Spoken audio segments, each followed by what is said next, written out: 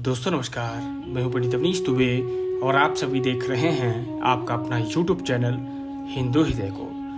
दोस्तों, आज की कहानी है पांडवों तथा कौरवों की जन्म की कथा। तो दोस्तों, वीडियो शुरू करने से पहले अगर आप सभी मेरे इस चैनल पर नए हैं तो कृपया इस चैनल को सब्सक्राइब करें और बेल आइकन की घंटी को जरूर दबाएं। दोस्तों, एक बार राजा पांडु अपनी दोनों पत्नियों कुंती तथा माद्री के साथ आखेट के लिए वन में गए। वहां उन्हें एक मृग का मैथुन रथ जोड़ा दृष्टिगत हुआ। पांडु ने तत्काल अपने बाण से उस मृग को घायल कर दिया। मरते हुए मृग ने पांडु को शाप दिया, राजन, तुम्हारे समान क्रूर पुरुष इस संसार में कोई भी नहीं होगा। तूने मुझे मैथुन के समय बाण मारा है, अतः जब कभी भी तू मैथुन रथ होगा तत्काल उसी समय तुम्हारी मृत्यु हो जाएगी। इस शाप से पांडु अत्यंत दुखी हुए और अपनी रानियों से बोले, हे देवियों, अब मैं अपनी समस्त वासनाओं का त्याग करके इस वन में ही रहूंगा। तुम लोग हस्तिनापुर लौट जाओ। उनके वचनों को सुनकर दोनों रानियों ने दुखी होकर कहा, हे नाथ, हम आपके बिना एक क्षण भी जीवित नहीं रह सकते। आप हमें वन में अपने साथ रहने की कृपा कीजिए। पांडु ने उनके अनुरोध को स्वीकार कर लिया, उन्हें वन में अपने साथ रहने की अनुमति दे दी। इस दौरान राजा पांडु ने अमावस्या के दिन बड़े बड़े ऋषि मुनियों को ब्रह्मा जी के दर्शन के लिए जाते हुए देखा। उन्होंने उन ऋषि मुनियों से स्वयं को साथ ले जाने का आग्रह किया। उनके इस आग्रह पर ऋषि मुनियों ने कहा, राजन, कोई भी निसंतान पुरुष ब्रह्मलोक जाने का अधिकारी नहीं हो सकता, अतः हम आपको अपने साथ ले जाने में असमर्थ हैं। ऋषि मुनियों की बात सुनकर पांडु अपनी पत्नी से बोला, हे कुंती, मेरा जन्म लेना ही वृथा हो रहा है, क्योंकि संतानहीन व्यक्ति पितृ ऋण, ऋषि ऋण, देव ऋण तथा मनुष्य ऋण से मुक्ति नहीं पा सकता। तुम पुत्र प्राप्ति के लिए मेरी सहायता कर सकती हो? कुंती बोली, हे आर्यपुत्र, दुर्वासा ऋषि ने मुझे ऐसा मंत्र प्रदान किया है जिससे मैं किसी भी देवता का आह्वान करके मनोवांछित वस्तु प्राप्त कर सकती हूँ। आप आज्ञा करें, मैं किस देवता को बुलाऊं? इस पर पांडु ने धर्म को आमंत्रित करने का आदेश दिया। धर्म ने कुंती को पुत्र प्रदान किया जिसका नाम था युधिष्ठिर।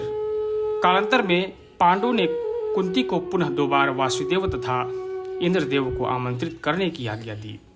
वायुदेव ने भीम तथा इंद्र ने अर्जुन की प्राप्ति हुई। तत्पश्चात पांडु की आज्ञा से कुंती ने माद्री को उस मंत्र की दीक्षा दी। माद्री ने अश्विनी कुमारों को आमंत्रित किया और नकुल तथा सहदेव का जन्म हुआ। एक दिन राजा पांडु माद्री के साथ वन में सरिता के तट पर भ्रमण कर रहे थे। वातावरण अत्यंत रमणीक था और शीतल मंत्र सुगंधित वायु चल रही थी। सहसा वायु के झोंके से माद्री का वस्त्र उड़ गया। इससे पांडु का मन चंचल हो उठा और वे मैथुन में प्रवृत्त हुए थे कि शापवश उनकी तत्कालिक मृत्यु हो गई। माद्री उनके साथ सती हो गई, किंतु पुत्रों के पालन पोषण के लिए कुंती हस्तिनापुर लौट गई। इधर युधिष्ठिर के जन्म के होने पर धृतराष्ट्र की पत्नी गांधारी के हृदय में भी पुत्रवती होने की लालसा जागी। गांधारी ने वेदव्यास जी से पुत्रवती होने का वरदान प्राप्त कर लिया। गर्भधारण के पश्चात 2 वर्ष व्यतीत हो जाने पर भी जब पुत्र का जन्म नहीं हुआ तो वो क्षोभवश गांधारी ने अपने पेट में मुक्का मारकर अपना गर्भ गिरा दिया। योग बल से वेदव्यास को इस घटना का तत्काल जान लिए। वे गांधारी के पास आकर बोले, गांधारी, तूने बहुत गलत काम किया है। मेरा दिया हुआ वह कभी वचन मिथ्या नहीं हो सकता। अब तुम शीघ्र 100 कुंड तैयार करके उसमें घृत भरवा दो। गांधारी के उनकी आज्ञानुसार 100 कुंड बनवा दिए। वेदव्यास ने गांधारी के गर्भ से निकले मांसपिंड और अभिमंत्रित जल छिड़का। उस पिंड के अंगूठे पेरुए के बराबर 100 टुकड़े हो गए।